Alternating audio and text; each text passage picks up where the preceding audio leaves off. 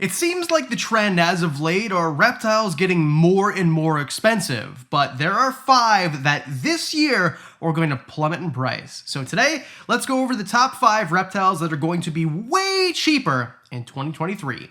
My name's Adam, this is Diamond, you're watching Wickens Wicked Reptiles, stick around.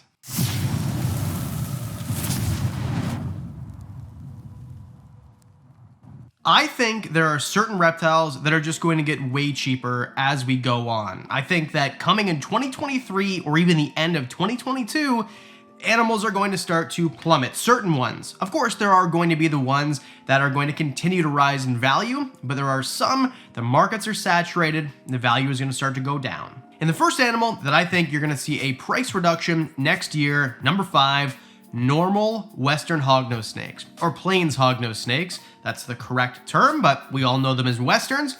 Anyway, here is why. The hognose craze took off, I would say, 5-ish years ago, somewhere around that, and I think that there are a lot of morphs coming out that weren't available before. Hognose snakes are climbing in value, but we're about to hit the peak of the normals. It's going to be like ball pythons. Ball pythons have been going up and up and up in price for a long time, but normals have started to get cheaper in price maybe 10 years ago, 7 years ago. That's when I started to see them available for literally $5 for baby normals. I'll use the prices that are local to me.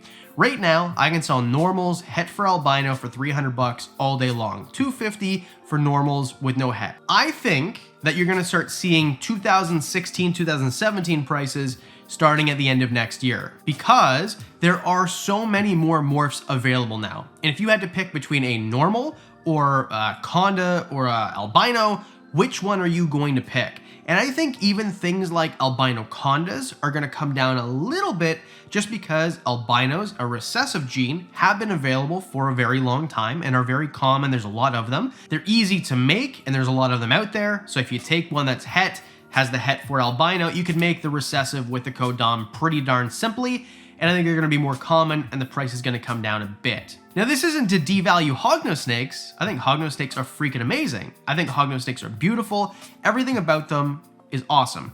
I just personally think that the price is going to go down this year or the end of next year. And this is awesome because this is a great first snake. Now, people always get on my case, oh, Adam, but they're venomous. Well, sort of, they're rear fang venomous, but so are garter snakes. How many of you have been bitten by a garter snake out in your yard and you didn't even know, right? So unless you're allergic to them, who cares? But besides that, they're tiny. We're talking about males, sometimes maybe get to 2 feet, females maybe 3 feet, but either way, they're small, they're tiny, they're not big at all. And I think that is why they're kind of perfect for basically not everybody, but a lot of people. And they're easy. You feed them a mouse once a week, and that's it. You clean up a poop once a week, make sure they have water. That's it. I did a whole care guide or setup or whatever it is right here. They're just honestly amazing. It was my first snake. I love hognose snakes, and you're gonna be able to buy them for the price that I bought them for many moons ago. Number 4, another really common snake, single gene recessive ball pythons. Here's what I mean. Ball python normals are selling for next to nothing. Don't go to a PetSmart, they'll still charge $100. They're gouging you.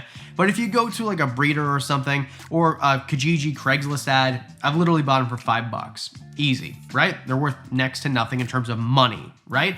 But I think that single gene recessives, like albinos, for example, I bought Pikachu, my albino. I bought him for $300, and this was in 2017. And at the time, I got a deal. They were going for about $500 around here at the time. Now you're already starting to see that price go down, and here's why. Ball pythons are bred probably more than any other snake if I had to guess. And there are so many morphs, and so many of those morphs are high-end, and the high-end morphs are getting cheaper. And that means that the lower-end morphs, or the ones that have been around forever and that there's a lot of, are going to go down in value. Albinos have been around forever. Sure, they were 25 grand way back in the day, but they've been kind of holding steady at under $1,000 for at least 10 years. Like, for example, if you have, say, a pied is another great example, right? Pieds used to be 25 grand, now they're 350 or so.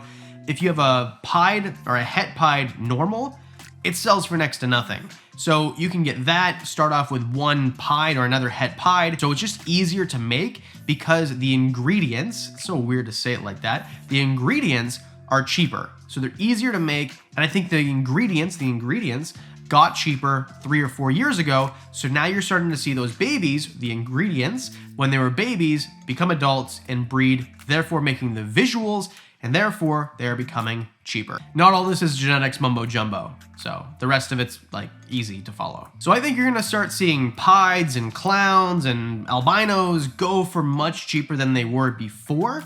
So if you're wanting to get into breeding and you think, oh, albinos, like, don't. You have to be ahead of the curve by 4 or 5 years in order to make any money, because I bought the albino 5 years ago, I guess. I've never made albinos because the het albino female that I bred wasn't actually het. This is the person lied to me that sold, but whatever. Either way, I don't care. I'm not making money breeding. That's not what I do it for. I just breed what I think is cool, what I know is gonna move, and what people don't have a lot of. So if I can get Pikachu's albinism into something else, I'll do it, but making just plain albinos, meh, there's a lot of them now. But this is good news because I've always wanted a pied, and finally they're gonna become affordable. Number 3, red foot tortoises. Now, if you're in the US, you're thinking, oh, gosh golly, they're already only $100. How much cheaper? Well, in Canada, they're $5, $6, $7.50.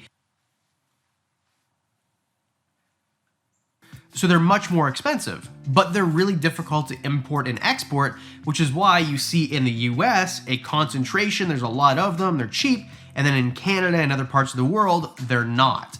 So I think that you're going to start seeing the price go down because they've been popular for a long time. In my opinion, it's one of the best tortoises that there are out there. It's my favorite tortoise. I have 2 of them. They're outside right now, and I think that they're fantastic. If I bought them on a regular ad, I'd be paying at least $5.50 each for babies. So they're not cheap at all. But because they lay, 3 to 8 eggs at a time, and they can do 2 to 3 clutches per year on average, right? There's outliers, obviously, of course. It takes some time, especially because it takes forever for them to reach sexual maturity. It does take some time for them to become sexually mature and of breeding age, and therefore pump out babies. I think redfoot tortoise demand and supply is kind of finally evening out, and I think you're gonna see a surplus of supply over demand in this country anyway, in a little bit. Now, of course, in the US, this might be the case too, just simply because if they're already, I think it was $174.99 on like a breeder website. So I imagine classified ads, they're way cheaper.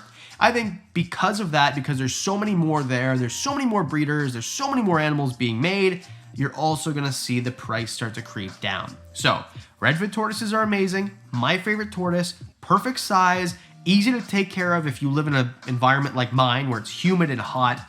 What is it? 29 degrees Celsius, whatever that is Fahrenheit, and 77% humidity. It's a freaking swamp out there, and guess who loves that? Redfoot tortoises, as long as they have a place to get out of the heat, which they do. Number 2, Chahoua Geckos. Only the normals. And honestly, I think this one they might stay a little bit longer, but by the end of 2023, they'll start to go down. Simply because it doesn't take them a ton of time to get to sexual maturity. It doesn't take them a ton of time, well, the incubation's kind of long, but regardless, they're going to pump out 8 to 12 eggs a year. Maybe a little bit less, 6 to 8, I think would be more the average, but just going by the people that I talked to, they said right around 10. So if they're gonna pump that many out, it's not a lot at all. I mean, leopard geckos do the similar amount, but there's more of them. And the Chahoua, I guess, popularity is increasing, but I think there's a ton of people who are breeding these, and they're breeding them for morphs or for different type of mutations or line breeding them. You're gonna want the crazier looking morph, the crazier looking pattern, color, whatever. So I think that the normals are going to fall into favor in terms of popularity. Therefore, they're gonna become cheaper, because if you have, 3 different geckos on a table, the normals are gonna sell last. Therefore, they're gonna sell for the least amount. I think we've seen this with crested geckos already. I, have normal crested gecko babies. I sell them for like 40 bucks Canadian. Please don't message me if you're in the US. I do not sell them to the US. They're $40 animals. You'll be paying 500 bucks by the time we export them. I think Chahuas are just going to become a little bit cheaper.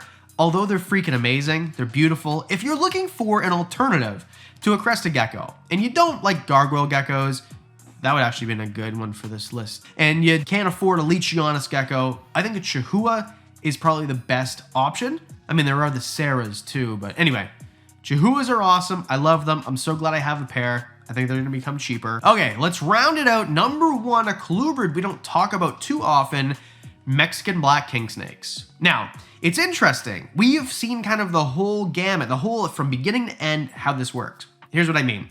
Mexican Black Kingsnakes used to be $50 snakes. They used to be throwaway snakes, 25 bucks 20 years ago. People couldn't get rid of them fast enough and nobody wanted them.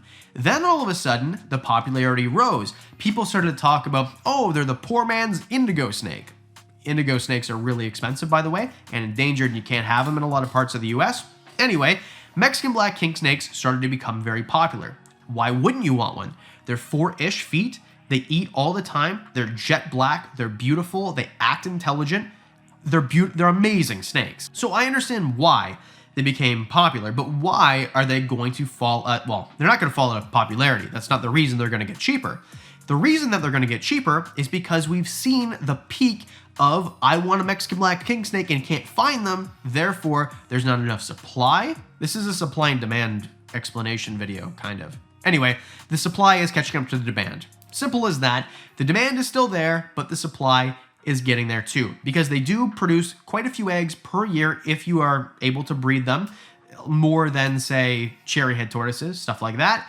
And I think that they're easier to breed in certain circumstances. They take less time and space for the babies in comparison to a tortoise, things like that.